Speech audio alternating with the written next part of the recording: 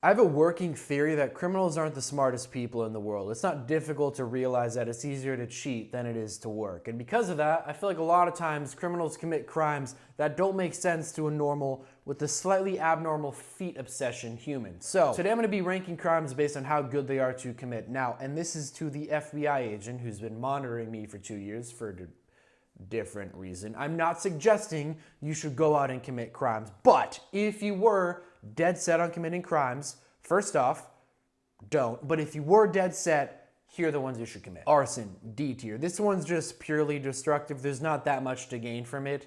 Unless you really like fire, then might I suggest a fireplace. Domestic violence. I'm not gonna rank this one because it doesn't logically compute for me. Like, there are those of us who for 15 years haven't had a girlfriend, and like, you have one, so you won, so why are you mad? If you hate her that much, you can just leave her. And if it's like a power thing, like you just want to physically dominate someone or something, animal abuse, F tier. I probably just cancel myself for like a half second there. PETA is gonna clip that and get on that, but I think I've made my stance on this channel enough on that topic that I can make that joke. So in all seriousness, animal abuse is F tier. Do not do it under any circumstance ever. Animals are the best. You ever like walk your dog and they're sniffing too long, so you pull the leash and then they like make that little face? Worst feeling ever. Don't abuse animals. They're the purest, most awesome thing ever. But now back to wanting a physical outlet to dominate something.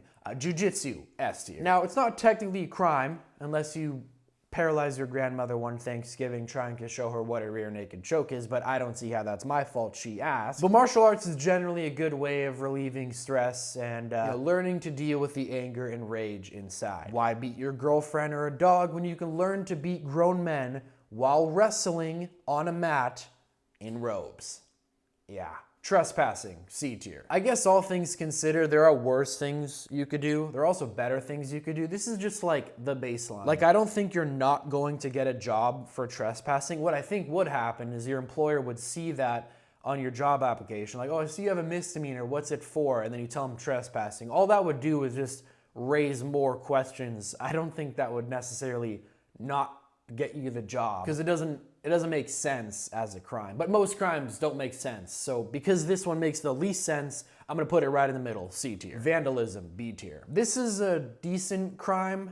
Like if you're a kid or really stupid. I guess, again, all things considered, it's not the worst crime you can commit. It's not, like super destructive. It can ruin things, but it's far less likely to ruin people. Having said that, if you're one of the people that vandalizes like priceless works of art, then that's F tier. Because then it's destructive. Then it's hurting the lives of many people who like that work of art. And much like my next crime, it does not serve the motive that you hope that it serves. I hope that the morons who vandalize priceless works of art have a motive, but I'm here to tell you that committing that crime won't achieve your motive like you hope it would. Much like political assassinations, F tier. Again, I don't really think that the people who go up and try to kill heads of state necessarily sit and think these things through, so I'm gonna do it for you. Historically, political assassinations do not achieve their desired result, which in theory should be more than just one person dead. In theory, it should be you don't like the motive that that person represents. So by killing the leader, you're killing the movement.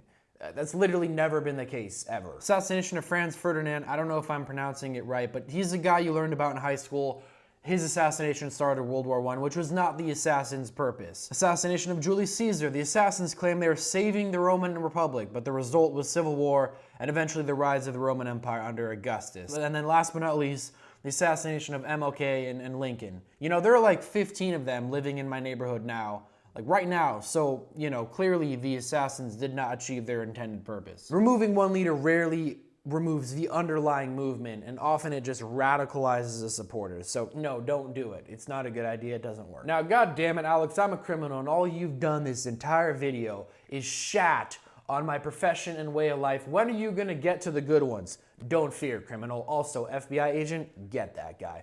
Here are the good ones. Robbing a bank, S tier. This is far and away my favorite crime. Not that I've done it, not that I will, but like if you don't kill the people who work at the bank or kill hostages, this is the best crime to commit in my opinion. Here's why. Like, let's say you're just done. I'm gonna go commit a crime and it either works out or I spend life in prison. I don't care. If that crime you commit is like arson or tomfoolery, even if it works out and like you do get away with it, there's no way that benefits you. Okay, so criminals, listen up here. There is this concept called a cost-reward ratio. Life in prison, very high cost. Tomfoolery and arson, very low reward.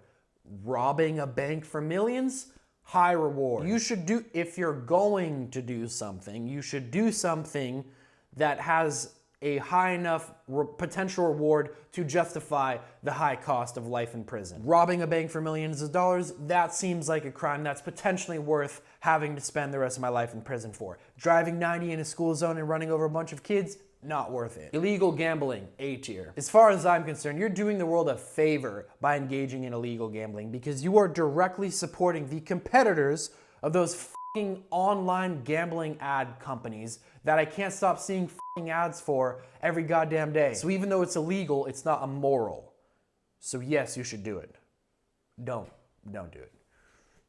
Loitering, A tier. Loitering has a special place in my heart because the word is just so fucking funny. Like, hey man, I'm gonna go pick up some food. I'll be like, you wanna hang here? You gonna go home? I'm like, no, it's cool, man. I'll just loiter right here. Like, so fucking funny. Also, it's the same thing with a job interview. Like, imagine you're on a job interview and it says like you have a misdemeanor, whatever the it is, and then he asks you what your crime was and you told him you're arrested for loitering. Just getting arrested for loitering is worth it just to be in that position where you could see the job interviewer's face where he tries to understand what the you did. Like, oh man, that's so worth it. And last but not least, tax evasion. S tier. Do I need to explain myself? The fact that in the government's eyes, mass murderers are just as bad as and need to be imprisoned in the same facility as those who didn't pay the exact amount that you had to guess on is fucking hilarious. It's also another funny sounding crime. So I hope you enjoyed the video and I hope you don't take any of this Al seriously because almost all of this was Al jokes.